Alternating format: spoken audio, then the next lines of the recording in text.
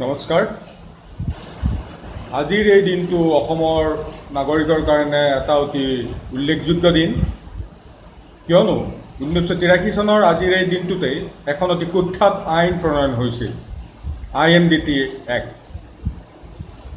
তাৰ ঠিক দুবছৰৰ পিছত অৰ্থাৎ 1985 চনত অসম চুক্তি স্বাক্ষৰিত হয়, আৰু তাৰ পিছতো আৰু 20 বছৰ সময় লাগে আমাক।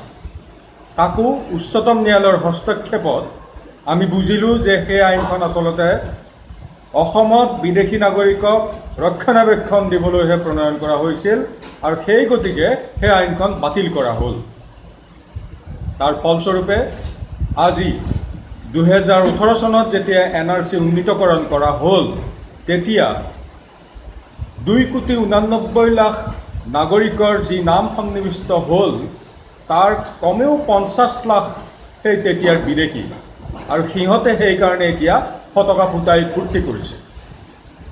বাকী ৰোৱা প্ৰায় 40,07,8,000 যিসকলৰ ভুলবশতঃ কাগজ পাতিৰ ভুলৰ কাৰণে জমা দিওঁতে কিবা ভুল কৰাৰ কাৰণে নাম সন্নিৱিষ্ট কৰা নহ'ল, সেইসকল আৰু ভোটাৰ হিচাপে চিহ্নিত প্ৰায় 2.5 লাখ লোকৰ ভিতৰত হয়তো 50% বিদেশী বুলি চিহ্নিত হ'বগৈ।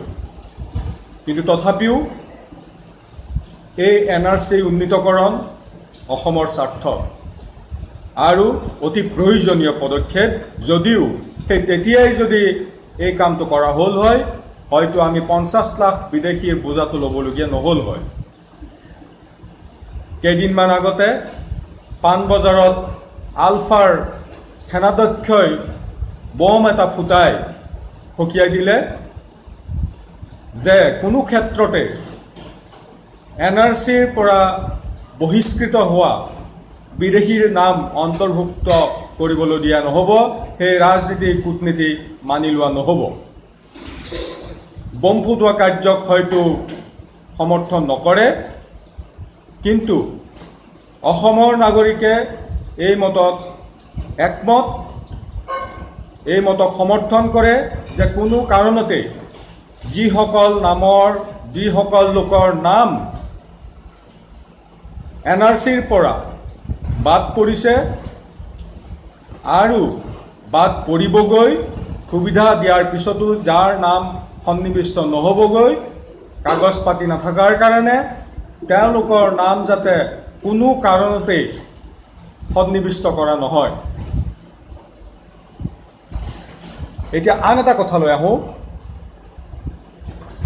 যেতিয়াই গুজৰাট বা মহাৰাষ্ট্ৰত কোনো কাৰণত উত্তৰ প্ৰদেশ বা বিহাৰৰ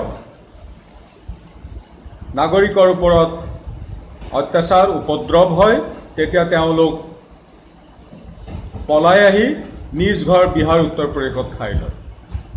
যেতিয়া দক্ষিণ ভাৰতত অসমীয়া তথা উত্তৰ পূৰ্বাঞ্চলৰ যুৱক যুৱতীৰ ওপৰত কেইদিনমান আগতে অত্যাচাৰ কৰা হ'ল, তেওঁলোক পলাই আহি নিজ ঘৰ অসম চাপিলে। ঠিক তেনেদৰে যেতিয়া অষ্ট্ৰেলিয়া, আমেৰিকা, পাকিস্তান, আফগানিস্তান বা বাংলাদেশত ভাৰতীয় মূলৰ মানুহৰ ওপৰত অত্যাচাৰ উপদ্ৰৱ কৰা হয়, তেতিয়া সেই লোকসকল ক'লৈ আহিব? স্বাভাৱিকতেই নিজ ঘৰ ভাৰতলৈ আহিব। কিন্তু বাংলাদেশত অত্যাচাৰৰ কবলত পৰা হিন্দু বাংলাদেশীয়ে যেতিয়া পলায়ন কৰি অসমত থিতাপি লয়হি, অসমে সেই বোজা লৈবনে? নিশ্চয় নলয়। তেনেহ'লে তাৰ উপায় কি?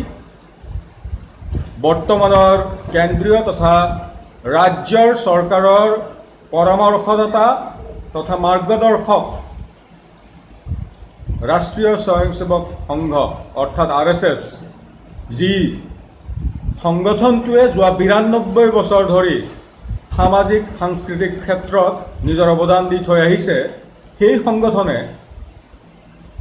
এই কথাটো 1980 চনতেই বুজি পাইছিল, আৰু সেইবাবে 1980 চনত ৰাষ্ট্ৰীয় স্তৰৰ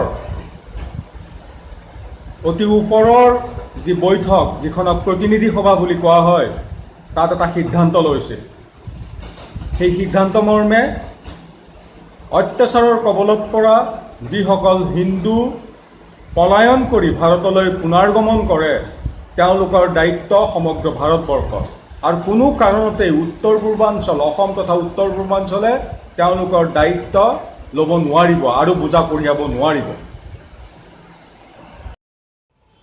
অসম তথা উত্তৰ পূৰ্বাঞ্চলৰ বাদে ভাৰতৰ অন্য ৰাজ্যত বহিৰাষ্ট্ৰৰ পৰা উপদ্ৰৱ অত্যাচাৰত পলায়ন কৰি অহা ভাৰতীয় মূলৰ ব্যক্তিসকলক নাগৰিকত্ব প্ৰদান তথা অন্য 8টা গুৰুত্বপূৰ্ণ বিষয়ৰ ওপৰত আলোচনা কৰিবলৈ যোৱা ছেপ্টেম্বৰ মাহৰ 22-23 তাৰিখে দিল্লীত প্ৰায় 200জনমান ব্যক্তি গোট খায়। এই ব্যক্তিসকলৰ মাজত ধৰ্মগুৰু, আইনজ্ঞ, আমোলা বিষয়া, লিখক, শিক্ষাবিদ, সমাজকৰ্মী আদি বিভিন্ন ক্ষেত্ৰৰ বিভিন্ন স্তৰৰ লোক আছিলে আৰু তেওঁলোকৰ আলোচ্য বিষয়টো আছিলে 80% সংখ্যাগৰিষ্ঠ যাতে তেওঁলোকক সমান অধিকাৰ দিয়া হয় সংখ্যালঘুৰ সমানে। সংখ্যালঘুক যি সা সুবিধা দিয়া আছে সংখ্যাগৰিষ্ঠখিনিও যাতে পায়, সেইটো আছিল আলোচনাৰ বিষয়।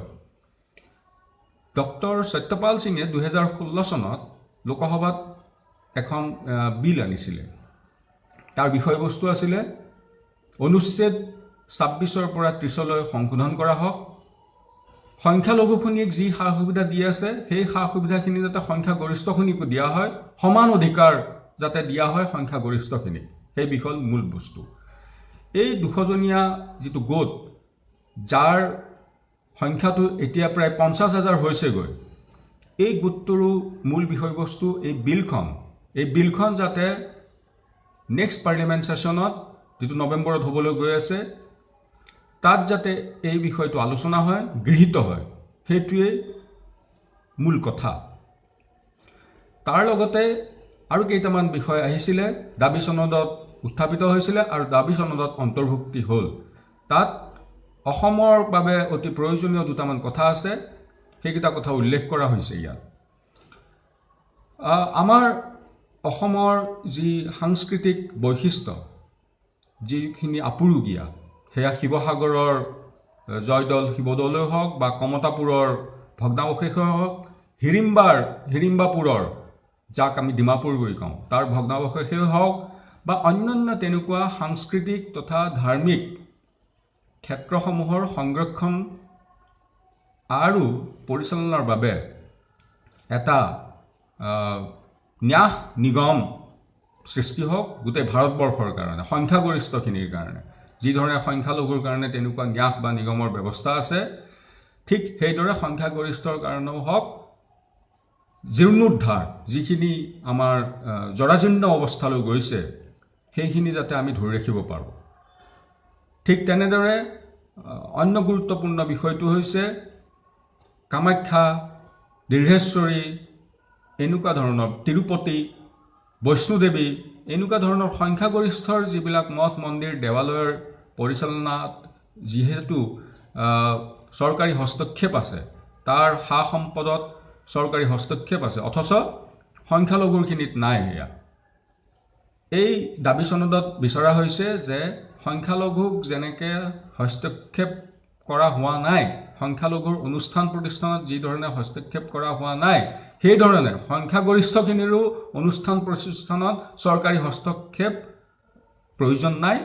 সেই গোটেই অনুষ্ঠান প্ৰতিষ্ঠানৰ পৰিচালনাৰ দায়িত্বটো সেই কমিউনিটিটোৰ, সেই উপাসনা পদ্ধতিত বিশ্বাস কৰাখিনিৰ মাজলৈ দি দিয়া হওক, তেওঁলোককে সেই দায়িত্ব দিয়া হওক, তেওঁলোকে ন্যাস বা নিগমৰ জৰিয়তে তাৰ পৰিচালনা কৰক, কৰি আহিছে, আগতেও কৰিছিলে, এতিয়াও কৰিব পাৰিব, গতিকে তেওঁলোকক গতাই দিয়া হওক।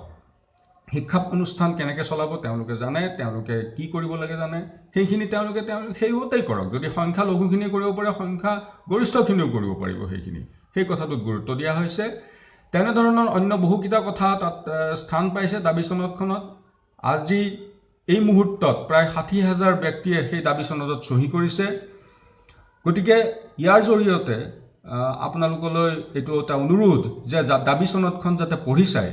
www.hinducharter.org এইটো ৱেবছাইটত গোটেই কথাখিনি পাব। আপোনালোকে তালৈ গৈ পঢ়ি চাওক গোটেই কথাখিনি, আৰু ইয়াৰ পিছতে মই চেষ্টা কৰিম যাতে সেই দাবী চনদৰ মূল বিষয়বস্তুটো নাগৰিকত্বটো যিটো আমাৰ অতি স্পৰ্শকাতৰ বিষয় অসম আৰু অসমীয়াৰ কাৰণে উত্তৰ পূৰ্বাঞ্চলৰ কাৰণে তাৰ ওপৰত ক'বলগীয়া কথা অলপ মই ইয়াতে দিবলৈ চাম কিন্তু আপোনালোকলৈ প্ৰণিপাত জনাই অনুৰোধ কৰিছোঁ এই দাবী চনদখন এবাৰ পঢ়ি চাওক www.hinducharter.org www.hinducharter.org পঢ়ি চাওক কথাখিনি মনঃপুত হ'লে আপুনি তাত চহী কৰক যাতে আহি থকা যি নৱেম্বৰৰ সদন বহিব তাত যাতে এই বিষয়টো আলোচনা কৰা হয় আৰু গৃহীত কৰা হয় আমি আমাৰ পিছৰ যিকেইটা জেনেৰেশ্যন তাৰ কাৰণে যাতে কিবা এটা দি থ'ব পাৰোঁ কিবা তেওঁলোকৰ যাতে ভৱিষ্যতটো আমি যিখিনি পাৰোঁ নিৰাপদ কৰি থৈ যাব পাৰোঁ সেই উদ্দেশ্যৰে এই কামত আগবঢ়া হৈছে ইয়াত ক'তো কাকো কম দিবা বুলি কোৱা হোৱা নাই ইয়াত কোৱা হৈছে যে যাক যিমান দি আছে আমাকো সিমানখিনিয়ে দিয়া সংখ্যাগৰিষ্ঠখিনিকো সিমানখিনিহে দিয়া সেইটোহে কোৱা হৈছে আৰু সেইকাৰণে এই অনুৰোধ আপোনালোকলৈও যে ইয়াক সমৰ্থন জনাওক আৰু দাবী চনত চহী কৰক ধন্যবাদ